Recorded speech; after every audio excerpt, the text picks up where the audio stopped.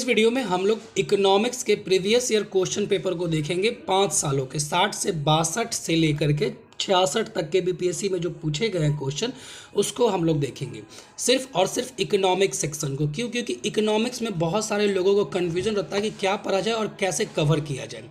तो previous year question को मैं यहाँ पर पढ़ के सुनाऊंगा और इसी से आप अंदाज़ा लगाइएगा किस तरह के क्वेश्चन पूछे जाते हैं। ठीक है, तो चलिए इससे आपको जरूर हेल्प मिलेगी। तो इसमें सबसे पहला क्वेश्चन जो है वो है, निम्न उपाय में से कौन सा भारतीय भुगतान संतुलन स्थिति को सुधारने में सक्षम नहीं है।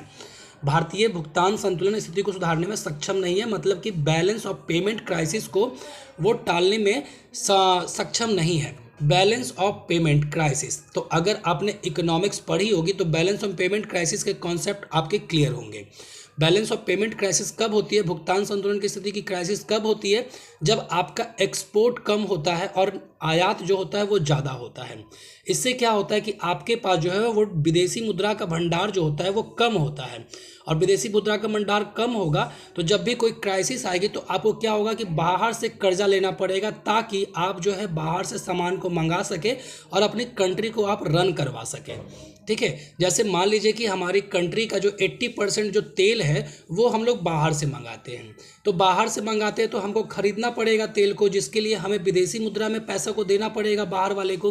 तो अगर मेरे पास विदेशी मुद्रा का भंडार ही नहीं रहेगा तो मैं उसको पेमेंट कहाँ से करूँगा, है ना। तो सीधा सा मतलब यही है कि आपका विदेशी मुद्रा भंडार जो है वो ज़्यादा होना चाहिए। और वो ज़्यादा कैसे होगा, विदेशी मुद्रा भंडार आपके पास कैसे ज़्यादा होगा, जब आपके पास जो है एक्सपोर्ट ज़्यादा होगा और इम्पोर्ट कम होगा। इंपोर्ट आप कम करेंगे मतलब आपको विदेशों को पैसा कम देना पड़ेगा, और एक्सपोर्ट ज़्यादा करेंगे मतलब विदेशों से इनकम ज़्यादा होगा। तो विदेशी मुद्रा भंडार जितना ज़्यादा होगा उतना ही अच्छी स्थिति आपकी होगी बैलेंस ऑफ पेमेंट की। तो इसमें से देख लेते हैं, तो ये कॉन्सेप्ट आपको क्लियर होना चाहिए। तो आयात प्रतिस्थापन नीति को बढ़ावा देना। देखिए, आयात प्रतिस्थापन नीति का बढ़ावा देने का क्या मतलब होता है, जैसे आप तेल है तो आप कोयला मंगा रहे, आप पेट्रोल मंगा रहे, इसकी जगह पे अगर हम लोग घर में ही ग्रीन एनर्जी को प्रमोट कर दे, रिन्यूएबल एनर्जी को प्रमोट कर दे, हरित ऊर्जा को जो है हम लोग यहाँ मतलब कि जो ग्रीन एनर्जी को हम लोग प्रमोट कर दे, सोलर एनर्जी कर दे, तो हमको जो है तेल मंगाने की जरूरत ही नहीं पड़ेगी। तो हमारा पैसा हमारे पास ही रह जाएगा। और प्लस अगर ये ग्रीन एनर्जी हमारे पास ज़्यादा होगी तो हम लोग इसको एक्सपोर्ट भी कर सकते हैं बाहर वाले देश को, जिसको ज़रूरत होगी, तो हमारे पास पैसा भी आ जाएंगे। तो ये एक स्थिति है जिससे कि हमारा विदेशी मुद्रा भंडार बढ़ेगा, है ना। बैलेंस ऑफ पेमेंट क्राइसिस जो है उसको हम लोग टाल सकते हैं। दूसरा है रुपए का अवमूल्यन, रुपए की वैल्यू को घटा देना। तो देखिए, रुपए की वैल्यू घटा देने का इसका सीधा मतलब समझिए कि $1 में पहले आपको 10 रुपये मिलते थे। ठीक है, अभी वो जो है आप उसको घटा करके क्या कर दिए, 15 रुपये कर दिए। तो क्या हो गया, रुपए का वैल्यू घट गया ना, समझ गए। जैसे कि अभी जो है $1 में 75 रुपये मिलते हैं तकरीबन। उसी में एक स्थिति था जब $1 में 30 रुपये मिलते थे। तो अभी क्या हुआ कि लोग क्या करेंगे कि पहले उसको $1 में निर्यात करने में केवल 30 रुपये मिलते थे, लेकिन अभी उसी को 75 रुपये मिलते हैं। तो लोग क्या करेंगे, ज़्यादा से ज़्यादा एक्सपोर्ट करेंगे और कम से कम इंपोर्ट करेंगे, क्योंकि इंपोर्ट करेंगे तो उनको जो है कम पैसा मिलेगा। 30 रुपये के बदले 30 रुपये, 60 रुपये ऐसे करके मिलेंगे, और अभी उनको 150 रुपये मिलेंगे।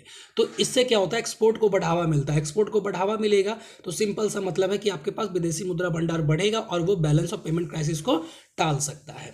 तीसरा है आयात पर अधिक कर लगाना। आयात पे अगर अधिक कर लगा देते हैं तो लोग क्या करेंगे, आयात को कम मंगाएंगे और एक्सपोर्ट ज़्यादा करेंगे, है ना। तो इससे क्या होगा, इससे भी वही चीज़ें होंगी, विदेशी मुद्रा भंडार बढ़ेगा और बैलेंस ऑफ पेमेंट क्राइसिस को आप टाल सकते हैं। निर्यात पर अधिक कर लगाना। अब एक्सपोर्ट पे अगर आप कर लगा देते हैं, बहुत ज़्यादा टैक्स लगा देते हैं, तो कौन आदमी एक्सपोर्ट करना चाहेगा, नहीं करना चाहेगा। तो सभी तो बढ़ा रहे हैं एक्सपोर्ट को, लेकिन ये वाला जो है वो घटा रहा है। तो यही ऑप्शन आपका होगा, क्योंकि क्वेश्चन में क्या पूछा हुआ है, सक्षम नहीं है। ठीक है, अगर पूछता कि सक्षम है तो आपका 1, 2, 3 आंसर होता, और नहीं तो फिर सक्षम नहीं है तो पूछ रहा है 4 ऑप्शन होगा। ठीक है, तो एक आपका कॉन्सेप्ट से क्वेश्चन रहा। उसके बाद भारत में सेवा कर किसकी सिफारिशों से लागू हुआ था। मतलब कि यहाँ पर जो ये सेवा कर मतलब सर्विस टैक्स हुआ। तो ये तो आपका फैक्चुअल क्वेश्चन है, अगर आपको याद रहेगा तभी आप मार पाएंगे, नहीं तो आपको जो है ये नहीं पता होगा। तो आपको पता है कि कर सुधार नीति में जो है वो आपका ये फेमस क्वेश्चन है कि राजा चलैया के समिति के सिफारिश पे आपका ये सेवा कर जो है लागू किया गया था। कर संबंधी जो सिफारिशें की गई थी चलैया समिति से की गई थी। ठीक है, उसके बाद किस अर्थशास्त्री ने भारत ने सबसे पहले वैज्ञानिक दृष्टि से राष्ट्रीय आय की गणना की थी। तो इसमें जो है आपको, अगर आपने हिस्ट्री नहीं पढ़ा है, अर्थशास्त्री के कॉन्सेप्ट क्लियर नहीं है, तो इसका आंसर भी आप दे नहीं पाएंगे। ये स्टैटिक क्वेश्चन है। तो इसमें जो था BKRV राव की कमेटी, BKRV राव ने जो है इसका जो है वो राष्ट्रीय आय की गणना की थी वैज्ञानिक दृष्टि से, और ये 1931 से 32 के बीच में किया गया था, जिसमें कि है वो प्रति व्यक्ति आय 62 रुपये का अनुमान लगाया गया था उस समय। तो ये आपका स्टैटिक है, आपको पता होना चाहिए। अगर आपने पढ़ा है तभी आप इसका क्वेश्चन का सॉल्व कर पाएंगे।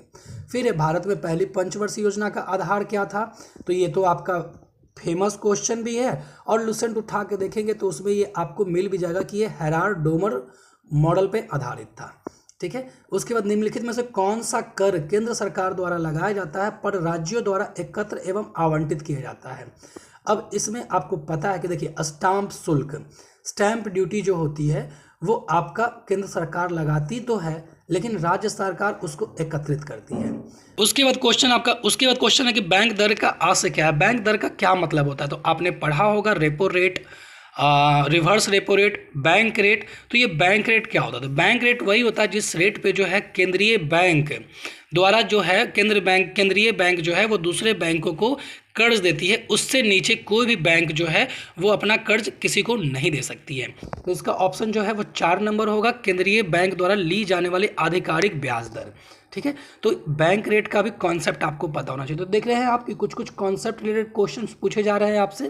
फिर उसमें से कि तो कौन सा बॉन्ड द्वारा भारतीय संस्थान विदेशी बाजारों से विदेशी के बजाय रुपए में पैसा जुटा सकती है। तो जब तक आप बॉन्ड के चीज़ में नहीं पढ़ेंगे, तो ये देखिए, ये बेसिकली आपका ये करेंट रिलेटेड ऑप्शन था, करंट रिलेटेड था। उस समय भारत सरकार ने हो सकता है कि कॉर्पोरेट बॉन्ड, मसाला बॉन्ड समथिंग वगैरह जारी किए होंगे, और इसी से आपका ये क्वेश्चन बनेगा। तो यहाँ पर करंट भी लिंक्ड है इसमें, और इसका जो आंसर होगा वो होगा मसाला बॉन्ड, जिसके द्वारा क्या होता है कि भारतीय जो उद्यमी होते हैं, जो भारतीय बिजनेसमैन होते हैं, वो विदेशी मुद्रा में जो है रुपए में, ना कि विदेशी मुद्रा में अपना व्यापार करते हैं और पैसे जुटाते हैं। ठीक है। तो ये मसाला बॉन्ड इसका ऑप्शन होगा। लेकिन ये सब चीज़ें कब मालूम होंगी आपको, जब आपके इकोनॉमिक्स के सेक्शन को आपने कवर किया हुआ हो। और तो तकरीबन 7 क्वेश्चन यहाँ इकोनॉमिक सेक्शन से पूछे गए थे 60 से 62वीं में, जिसमें कि कॉन्सेप्ट बेस्ड था, कुछ करेंट अफेयर बेस्ड भी था, और कुछ जो था आपका वो पंचवर्षीय योजना पे बेस्ड था। ठीक है। इसके बाद आता है 63वीं के क्वेश्चन में। तो देखिए, इसमें पूछा गया कि भारत में राष्ट्रीय आय की गणना में एक समस्या है। तो भारतीय में राष्ट्रीय आय की गणना, तो देखिए, जब आप बिजनेस करते हैं, सीधा सा क्वेश्चन है कि आप बिजनेस करते हैं तो आपको जो है अपनी इनकम को कैलकुलेट करना है। अब इसमें क्या होता है कि अल्प रोजगार, अब जो आदमी रोजगार ही नहीं कर रहा तो उसकी आय को कैलकुलेट करना कितना मुश्किल होगा, नहीं होगा। मुद्रास्फीति, इन्फ्लेशन, तो इसके लिए जो है वो तो एक संस्था है जो कि CPI और वगैरह वगैरह वो कैलकुलेट करती है ना।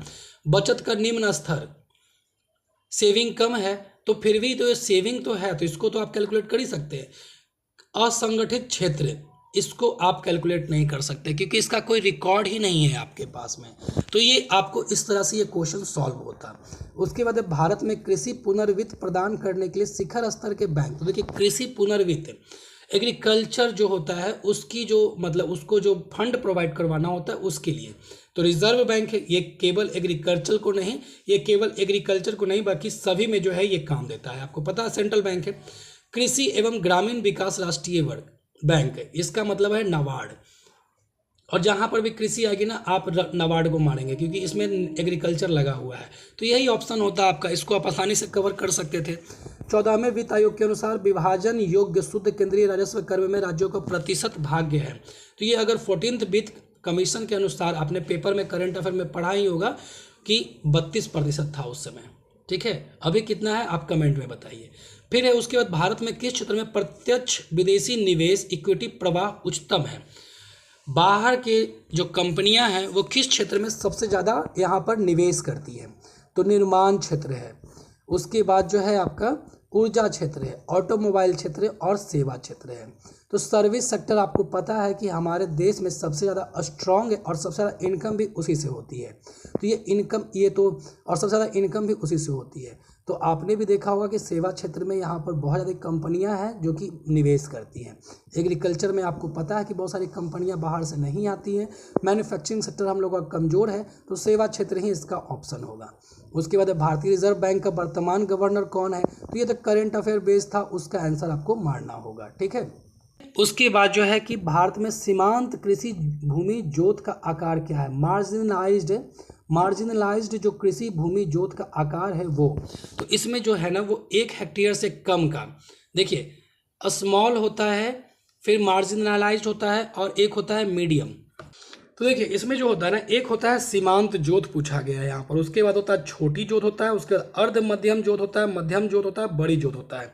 तो इसका कैटेगराइजेशन है, ये आप एनसीईआरटी पढ़ेंगे तो उससे आपको ये क्लियर हो जाएगा, ठीक है। तो नहीं तो लुसेंट से भी क्लियर हो सकता है इसमें। तो जो सीमांत कृषि भूमि जोत है इसको 1 हेक्टेयर से कम वाला माना जाता है, तो इसका ऑप्शन जो होता है वो 4 होता है। अगर आपको छोटी जोत पूछता तो यहाँ पर 2 हेक्टेयर से कम का जमीन होता है, 1 हेक्टेयर से 2 हेक्टेयर के बीच में होता है। फिर ये वैश्वीकरण में सम्मिलित नहीं है, ग्लोबलाइजेशन में सम्मिलित नहीं है, ठीक है। तो ग्लोबलाइजेशन में मतलब क्या होता है कि बाहर के लोग आपको यहाँ पर आकर के बिजनेस करते हैं, मतलब कोई भी जो है रिस्ट्रिक्शन नहीं होता है। जितना ज़्यादा आप लिबरलाइज करेंगे उतना ही ज़्यादा ग्लोबलाइज्ड होगा, आपका बाजार खुला हुआ होगा। तो आयात शुल्क में अगर आप कमी कर देते हैं तो ऑफकोर्स जाहिर सी बात है कि बाहर के लोग आपके कंपनी में मतलब बाहर के लोग जो है इंडिया में आएंगे, ठीक है। आयात लाइसेंसिंग का उन्मूलन, आप अगर लाइसेंस को ही हटा देंगे तो भी बाहर के लोग आसानी से यहाँ पर बिजनेस करने के लिए आएंगे। प्रत्यक्ष विदेशी निवेश का उन्मुक्त प्रवाह, अब बाहर से जो एफडीआई आ रही है तो जाहिर सी बात है वो कहीं ना कहीं निवेश कर रहे हैं, तो ये भी एक है वैश्वीकरण में। लेकिन सार्वजनिक क्षेत्र की इक्विटी का विनिवेश, अब अपनी जो संपत्ति है उसको हमको जो है उसका कमजोर कर देना, मतलब उसके कुछ शेयर को हम लोगों को बेच देना, तो इससे जो है ये जरूरी नहीं है कि वैश्वीकरण को ये प्रमोट करेगा। तो इसका ऑप्शन जो होता है वो 4 होता है। इसके बाद फिर भारत में अर्धशोधन निवारण अधिनियम कब से लागू हुआ? तो इसका मतलब था prevention of money laundering act, ये कब से लागू हुआ? इसका मतलब हुआ prevention of money laundering. Money laundering का मतलब पता होना चाहिए। मनी लॉन्ड्रिंग का सीधा मतलब होता है काले धन को सफ़ेद करना। तो उसको रोकने के लिए सरकार ने एक्ट बनाया था जो कि 2002 में लाया गया था, उसको बोलते हैं prevention of money laundering act 2002, और ये लागू हुआ था 2005 से, ठीक है। तो इसका आंसर ये वाला होता। इसके बाद शब्द संक्षेपण ट्रिम्स में क्या बताता है? तो देखिए ट्रिम्स, अगर आपने इसको नहीं भी पढ़ा है तो भी आप इसका अंदाज़ा लगा सकते थे। कैसे लगा सकते थे? ट्रिम्स से क्या होता है, देखिए ट्रिम्स, तो यहाँ पर देखिए ऑप्शन आप देखिए, व्यापार संबंधित, व्यापार संबंधित, व्यापार संबंधित, व्यापार संबंधित। तो इतना तो आपको पता चलेगा कि ट्रेड रिलेटेड हो गया, तो ट्रेड रिलेटेड हो गया, ठीक है। अब उसके बाद जो है उपाय उपाय उपाय उपाय, तो सॉल्यूशन होगा यहाँ पर, ठीक है। उसके बाद एम लिखा हुआ है और आई लिखा हुआ। अब आई और एम का मतलब आपको पता होना चाहिए। तो देखिए आय और इनकम, तो ये व्यापार संबंधित आय उपाय, व्यापार संबंधित प्रोत्साहन उपाय, व्यापार संबंधित निवेश उपाय, व्यापार संबंधित अभिनव उपाय। तो आपको इसमें जो सबसे सटीक आंसर जो लगता वो मुझे लगता कि निवेश उपाय, व्यापार संबंधित निवेश उपाय। हालांकि ये करेंट अफेयर बेस्ड है, लेकिन अगर इसका अंदाज़ा मुझे लगाना होता तो निवेश उपाय होता। इन्वेस्टमेंट बढ़ाएंगे, इन्वेस्टमेंट के लिए हम लोग बहुत सारी चीज़ें करेंगे तभी तो बाहर से हमारा इन्वेस्टमेंट आएगा और व्यापार हमारा बढ़ेगा, है ना। तो इसका ये आंसर होता। करंट अफेयर बेस्ड था ये, न्यूज़ में था क्वेश्चन इसलिए पूछा गया था। उसके बाद जो क्वेश्चन है आपका कि नीति आयोग अस्तित्व में कब आया था? स्टैटिक क्वेश्चन है, 1 जनवरी 2015 से। फिर भारत सरकार ने अखिल भारतीय थोक कीमत सूचकांक के लिए आधार वर्ष 2004 से 5 बदलकर किस वर्ष को? ये एनसीईआरटी में दिया हुआ है, लुसेंट में भी दिया हुआ है। तो 11 से 12 ये था, आधार वर्ष को बदल करके कर दिया गया था। फिर निम्नलिखित में से कौन सा उपागम प्रोफेसर अमर्त्य सेन से संबंधित है? तो इसमें जो है ना ये आपका एनसीईआरटी 9th क्लास की एनसीईआरटी में ये दिया गया है, professor Amartya Sen capacity building के बारे में ये दिया गया था। तो सक्षमता उपागम के बारे में इन्होंने अपना कॉन्सेप्ट दिया था। अब आते हैं 64वीं में। तो देखिए 12वीं पंचवर्षीय योजना के दौरान कृषि एवं सहायक क्षेत्र के लिए निम्न में से किस एक औसत वार्षिक विकास दर का लक्ष्य रखा गया था? अब ये तो स्टैटिक क्वेश्चन है, जब तक आप पंचवर्षीय योजना को नहीं पढ़ेंगे तब तक आप ये कैसे बता पाएंगे? तो इसको आपको पढ़ना पड़ेगा, ठीक है। इसका आंसर मुझे याद नहीं है इसलिए मैं नहीं बता पा रहा हूँ। सरकार की नीति मेक इन इंडिया का उद्देश्य है। मेक इन इंडिया का मतलब, तो मेक इन इंडिया का क्या है? मैंने मेक इन इंडिया का मतलब आपको पता है कि मैन्युफैक्चरिंग सेक्टर को बढ़ावा देना था, उसको स्ट्रॉन्ग करना था, तो विनिर्माण की लागत को कम करना, ये ठीक है। उसके उत्पाद को प्रतियोगी बनाना। अब आप मैन्युफैक्चरिंग सेक्टर को लागत को कम करेंगे तो विदेश से भी आएंगे और इंटरनल भी जो होंगे वो भी इंडस्ट्री प्रमोट करेंगे। दोनों का प्रोडक्ट जब बाजार में रहेगा तो इससे क्या होगा? कंपटीशन बढ़ेगा। तो ये भी आंसर इसका ठीक है। लाल पिताशाही को हटाना, ठीक है। रेड टैपिज्म को हटाना, बहुत सारे जो कागज़ की ज़रूरतें होती हैं उसको हटाना, तो ये भी एक ऑप्शन है इसका। और नौकरशाही के ढीलापन को दूर करना, नौकरशाही के ढीलापन को दूर करना, ये तो ठीक नहीं है। तो इसका मतलब 2 ऑप्शन हो गया, तो सीधा सा आंसर आपका क्या होता, 5 होता। ठीक है। तो मेक इन इंडिया स्कीम जो है उसके बारे में यहाँ पर पूछा गया था क्वेश्चन। अब फिर है, निम्नलिखित में से कौन सा एक औद्योगिक विकास के लिए प्रोत्साहकी नहीं है। औद्योगिक विकास के लिए, इंडस्ट्री विकास के लिए कौन सा एक प्रोत्साहकी नहीं है, उसको बढ़ावा नहीं देता है इंडस्ट्री डेवलपमेंट को।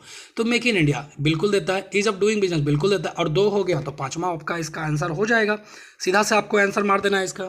फिर है पूरा ग्रामीण क्षेत्र में नागरिकीय सुविधा प्रदान करना प्रारूप किसके द्वारा प्रस्तावित किया गया। देखिए ये डॉक्टर एपीजे अब्दुल कलाम का था। जिस समय मैं प्रिपरेशन कर रहा था 64वीं दे रहा था, ये क्वेश्चन का आंसर हमको नहीं मालूम था। तो सभी क्वेश्चन को आप सॉल्व नहीं कर सकते, लेकिन ये स्टैटिक अगर आप पढ़े होते तो आपका ये सही होता। जनगणना से क्वेश्चन पूछा गया, इजिली आप कवर कर सकते हैं। गरीबी निवारण के प्रभावपूर्ण अस्त्र के रूप में, गरीबी निवारण के प्रभावपूर्ण अस्त्र के रूप में स्वयं सेवा समूह विचार को दिया था, सेल्फ हेल्प ग्रुप को दिया था। ये भी स्टैटिक क्वेश्चन है, इसका मोहम्मद यूनिस आंसर होता। ठीक है, बांग्लादेश के ये थे। फिर वर्तमान में भारतीय रिजर्व बैंक का गवर्नर कौन है, ये भी एक फिर से रिपीट किया गया था। 63वीं में इस तरह के क्वेश्चन पूछे गए थे। निम्नलिखित में से कौन सा एक कृषि में उत्पादकता बढ़ाने का रास्ता है। कृषि में उत्पादकता, कृषि में प्रोडक्टिविटी को बढ़ाना है, तो अगर आप कुशल सिंचाई करते हैं तो बिल्कुल है, गुणवत्ता युक्त बीज करते हैं तो बिल्कुल है, उसके बाद कीटनाशकों का प्रयोग करते हैं तो बिल्कुल है, और उर्वरकों का प्रयोग करते हैं तो भी ये ठीक है। तो इसका सभी आंसर होता है, यानी 5 इसका आंसर होता आपका। उसके बाद निम्नलिखित में कौन सा एक मनरेगा का उद्देश्य है। ठीक है, तो मनरेगा आपको पता है कि क्या है, ग्रामीण क्षेत्र में इनकम को बढ़ावा देना है, लोगों को रोजगार देना है, तो ग्रामीण आय को बढ़ाना ये उपाय है। जल प्रबंधन ये भी एक उपाय है इसका। सूक्ष्म सिंचाई को प्रोत्साहित करना, इस तरह के काम भी दिए जाते हैं। परिसंपत्तियों का निर्माण करना, इस तरह के भी काम इसमें दिए जाते हैं। तो ठीक है, इसका भी आंसर 5 ही होता। फिर निम्नलिखित में से कौन सा एक 20वीं शताब्दी के 60वें दशक के अंतिम दौर की हरित क्रांति की प्रकृति का सबसे उचित वर्णन है। 20वीं शताब्दी के 60वें दशक की, यानी 1960 के आसपास जो हरित क्रांति ग्रीन रेवोल्यूशन हुआ था, उसकी प्रकृति का सबसे उचित वर्णन करता है। हरी सब्जियों की अत्यधिक खेती, तो आपको ग्रीन रेवोल्यूशन पता है, उस समय धान और ये इसमें लाया गया था, गेहूं में लाया गया था। गहन कृषि जिला कार्यक्रम, उच्च उपज कृषि में कार्यक्रम, हाई मतलब प्रोडक्टिविटी थी, ये ठीक था, ये होता। बीज उर्वरक जल तकनीकी, ये भी ठीक था, है ना, कि जो हाइब्रिड बीज सीड का यूज़ कीजिए और फर्टिलाइज़र यूज़ कीजिए, सिंचाई कीजिए, तो ये भी एक तरीका था। इसका भी आंसर आपका 5 होता। निम्नलिखित कौन सा नीति आयोग का सीईओ है। अब नीति आयोग का सीईओ पूछ दिया, पिछली बार जो है नीति आयोग का गठन पूछ दिया गया था, कब हुआ था, तो इस तरह के क्वेश्चन आपको यहाँ से पूछे गए थे, है ना।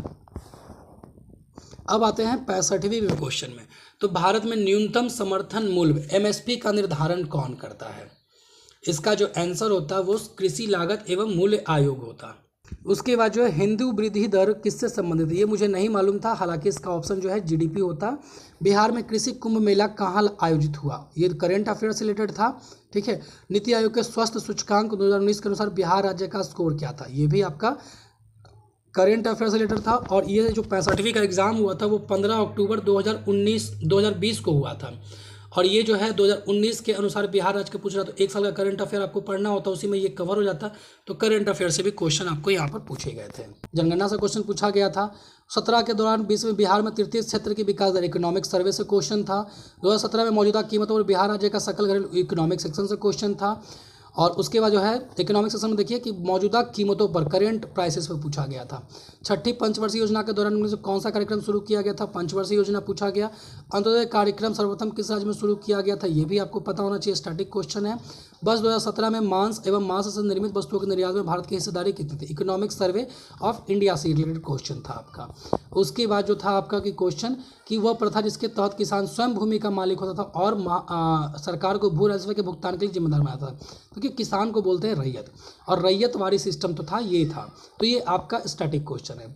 फिर है कि विदेशी मुद्रा भंडार कितना था 1819 में, तो ये भी आपका इकोनॉमिक सर्वे में दिया हुआ था, उसको भी आप यहाँ से इजीली कवर कर सकते थे। कौन सा प्रत्यक्ष वित्त का स्रोत नहीं है, मतलब डायरेक्ट फाइनेंस का स्रोत नहीं है, तो नाबार्ड। है ना, कि क्षेत्रीय ग्रामीण बैंक, भारतीय स्टेट बैंक इलाहाबाद में। आपको पता है कि जो है ये सब आम आदमी को भी लोन प्रोवाइड करते हैं, लेकिन नाबार्ड जो है वो आम आदमी को लोन प्रोवाइड नहीं करता है। तो आंसर सीधा था इसका। फिर ईपीसीजी का पूर्ण रूप क्या है? एक फुल फॉर्म पूछा गया था, ये करंट अफेयर में होगा उस समय, और इसलिए इसका पूछा गया था। तो इसमें देखिए आपको यहाँ से पता चल जाएगा कि एक्सपोर्ट प्रमोशन, ठीक है, एक्सपोर्ट प्रमोशन एक्सपोर्ट प्रोग्राम, ठीक है। तो दो चीज़ें तो एक साथ में मिल रही हैं। उसके बाद जो है दो एक्सचेंज प्रोग्राम और एक्सपोर्ट प्रोग्राम, तो दो जो मिल रही हैं, तो जाहिर सी बात है कि यही आंसर होना चाहिए मोस्ट प्रोबेबली। मुझे इसका आंसर नहीं पता है, ठीक है, मैं गेस कर रहा हूँ। तो एक्सपोर्ट प्रमोशन एक्सपोर्ट प्रमोशन, ठीक है। उसके बाद कंज्यूमर गुड्स और कैपिटल गुड्स। तो देखिए कंज्यूमर गुड्स के लिए ना कुछ प्रमोशन वाला पॉलिसी नहीं होता है, कैपिटल गुड्स के लिए ही प्रमोशन होता है। तो यहाँ पर आप मार सकते हैं। और कैपिटल गुड्स क्या होता है? जैसे पुल का निर्माण करना है, तो इस तरह की, जैसे कहीं पर पीपीपी मोड में जो है आपको इन्वेस्टमेंट करवाना है, किसी चीज़ का निर्माण करवाना है, तो इसके लिए ये प्रमोशन पॉलिसी लाई जाती है। फिर प्रधानमंत्री श्रम योगी मानधन योजना में प्रत्येक ग्राहक को 60 वर्ष की आयु प्राप्त करने के बाद न्यूनतम अनुमानित पेंशन कितना होगा? तो ये उस समय करंट अफेयर में था, प्रधानमंत्री श्रम योगी मानधन योजना। इसको आप बना सकते हैं, इसका 3000 रुपये आंसर होता।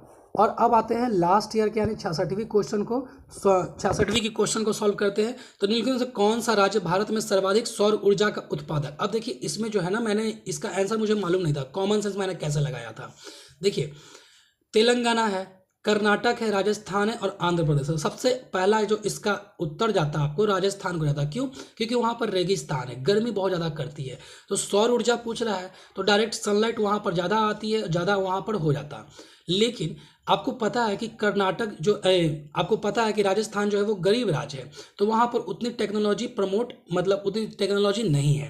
लेकिन कर्नाटक में भी गर्मी साउथ में उतनी ही करती है। और यहाँ कर्नाटक के पास है बेंगलुरु, जिसको कि सिलिकॉन वैली कहा जाता है, जिसको कि सिलिकॉन वैली कहा जाता है। तो यहाँ पर सेमीकंडक्टर का प्रोडक्शन जो है बहुत ज़्यादा होता है, टेक्नोलॉजी इनके पास में है। तो यहाँ पर सौर ऊर्जा का उत्पादक पूछ रहा है ना, तो उत्पादक तो वही कर पाएगा जिसके पास टेक्नोलॉजी होगी। तो कर्नाटक इसका आंसर होता है। ये मैंने ऐसे गेस करके बताया था, गेस करके बनाया था। फिर उद्योग और स्थान के निम्न जोड़ों में से कौन सा जोड़ा सही नहीं है? इसका आंसर मुझे मालूम नहीं था, लेकिन अगर आपने फैक्ट्स पढ़ा होगा तो इसका आपको आंसर पता चल जाता। में खाद्य प्रबंधन का निम्न में से कौन सा एक उद्देश्य नहीं है? खाद्य प्रबंधन, फूड मैनेजमेंट का उपाय नहीं है। तो फूड मैनेजमेंट कैसे होगा? खाद्यान्नों का वितरण नहीं है पूछ रहा है, खाद्यान्नों की खरीद, खाद्यान्नों के बफर स्टॉक का रख रखाव, खाद्यान्नों का निर्यात। तो फूड मैनेजमेंट में खाद्यान्नों का निर्यात नहीं आता है, ठीक है। उसके बाद भारत में राजस्व घाटे से तात्पर्य, राजस्व घाटा देखिए आ ही गया कॉन्सेप्ट जिसकी चर्चा मैं बार बार करता हूँ कि कैपिटल डेफिसिट और रेवेन्यू डेफिसिट का क्या अंतर होता है। तो मैंने बताया था कि कैपिटल जो राजस्व घाटा होता है इसका सीधा मतलब होता है वन वे, वैसा पैसा जिसको कि आपको देना ना पड़े, वन डायरेक्शनल होता है, ठीक है। तो इसमें देखिए राजस्व घाटे से सम तात्पर्य क्या है? तो जो रेवेन्यू इनकम होगा और रेवेन्यू जो भुगतान होगा, उन दोनों का जो सरप्लस होगा वही कहलाएगा। अगर आपका सरप्लस है तो ठीक है, ज़्यादा इनकम हो रही है, आपको ज़्यादा इनकम नहीं हो रही तो राजस्व घाटा होगा। तो देखिए भारत सरकार को अपने उन व्ययों के वित्त पोषण के लिए उधार लेने की आवश्यकता होती है जो पूंजीगत परिसंपत्तियां का निर्माण करती है। राजस्व पूछ रहा है, पूंजीगत यहाँ पर है, गलत है, ठीक है ना। फिर उसके बाद भारत सरकार को अपने उन व्ययों के वित्त पोषण के लिए उधार लेने की जरूरत आवश्यकता है जो पूंजीगत परिसंपत्तियों का निर्माण नहीं करती हैं, ठीक है, इसको रखते हैं। उसके बाद भारत सरकार को भारतीय रिजर्व बैंक से सरकारी प्रतिभूतियों के बदले उधार लेने की आवश्यकता है। देखिए भारत सरकार को भारतीय रिजर्व बैंक से सरकारी प्रतिभूतियों, तो ये तो इसको वापस करना पड़ेगा ना, तो ये नहीं होगा। भारत सरकार को अंतर्राष्ट्रीय वित्त संस्थाओं को उधार लेने की आवश्यकता है। अगर आप कर्ज लेते हैं तो उसको वापस भी करना होगा, तो सबसे सटीक आंसर है कि वापस नहीं करना पड़ेगा, तो ये वाला आंसर होगा, क्योंकि इसमें पूंजीगत संपत्तियों का निर्माण नहीं करना है, तो यही आंसर होगा इसका, ठीक है। कॉन्सेप्ट बेसिस था ये। वर्ष 2019 से 20 में कौन सा देश भारत का सर्वाधिक व्यापारिक भागीदारी वाला देश है? इसका जो आंसर होता है वो अमेरिका होता, ठीक है।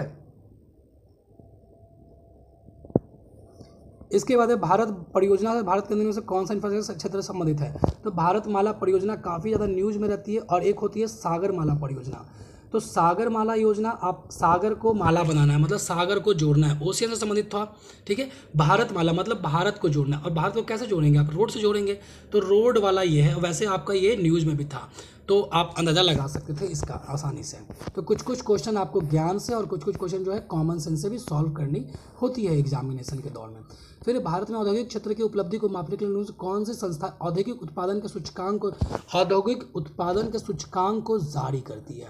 तो इस तरह का सूचकांक होता है ना, जनरली CSO ही जारी करती है, तो इसका आंसर सीधा सीधा CSO हो जाता। तो इस तरह के क्वेश्चन पूछे गए थे आपके इकोनॉमिक्स से पिछले 5 सालों में, जिसमें कि आपका स्टैटिक भी है, करेंट अफेयर भी है। स्टैटिक में क्या है, जो कॉन्सेप्ट भी है, उसके बाद पंचवर्षीय योजना भी है। करेंट में क्या है कि कुछ इंडेक्सेस भी हैं, इकोनॉमिक सर्वे भी है, बजट भी है, ये सारी चीज़ें इसमें शामिल होती हैं। तो इकोनॉमिक्स के लिए जो आपके पास सोर्सेस होने चाहिए वो मैं आपको एक बार इस वीडियो में बताता हूँ, उसके बारे में हम लोग डिटेल से अलग वीडियो में बात करेंगे। आपके पास लुसेंट की बुक जरूर होगी जीके की, या क्राउन पब्लिकेशन जीके की बुक होगी, उसके पीछे में कुछ कॉन्सेप्ट दिए हुए, उसको आप अच्छी तरह से पढ़ेंगे। पंचवर्षीय योजना को आप अच्छी तरह से पढ़ेंगे। उसके बाद जो है यहाँ से इतना काम हो जाएगा, रिजर्व बैंक को एक पढ़ लेंगे यहाँ से, ठीक है, और repo rate, bank repo rate, ये सब के बारे में वहाँ से कॉन्सेप्ट आपका क्लियर हो जाएगा। फिर करेंट अफेयर जो आप पढ़ेंगे वहाँ से वृद्धि विकास दर, कितना एक्सपोर्ट हुआ, क्या GDP है, ये सब चीज़ें आपके करेंट अफेयर से कवर हो जाएंगी। इसके बाद इकोनॉमिक सर्वे आता है बिहार का भी और इंडिया का भी, और बजट भी आता है बिहार का, इंडिया का। फिर जनगणना है और कुछ भारत सरकार की स्कीम्स हैं। तो इतने से आपका इकोनॉमिक्स अच्छे तरीके से कवर हो सकता है। पिछले कई वर्षों में इकोनॉमिक सेक्शन से क्वेश्चन बढ़ाए गए हैं, 12 से 13 क्वेश्चन आपके इकोनॉमिक सेक्शन से पूछे जाते हैं, जिसको कि आप आसानी से कवर कर सकते हैं अगर आपने पढ़ाई की है, तैयारी की है। तो इतना डिफिकल्ट भी नहीं आता है। थोड़े से इसमें फैक्ट्स भी होते हैं, तो आपकी अगर मेमोरी पावर अच्छी है, अगर आपने अच्छे से रिवाइज किया, तो इसको आप डाटा और फैक्ट्स वाले को भी आसानी से आप कवर कर सकते हैं इकोनॉमिक वाले सेक्शन में। तो परेशान होने की ज़रूरत नहीं है। मैं अगली वीडियो में आपको इसके बारे में डिटेल से बात करूंगा कि आप इकोनॉमिक सेक्शन को कैसे कवर कर सकते हैं। तो फिलहाल इस वीडियो में इतना ही था, धन्यवाद। और अगर आपको अच्छा लगेगा तो इस तरह की वीडियो को आप डिमांड करेंगे, मैं और भी वीडियो आपके लिए लेकर के आऊँगा।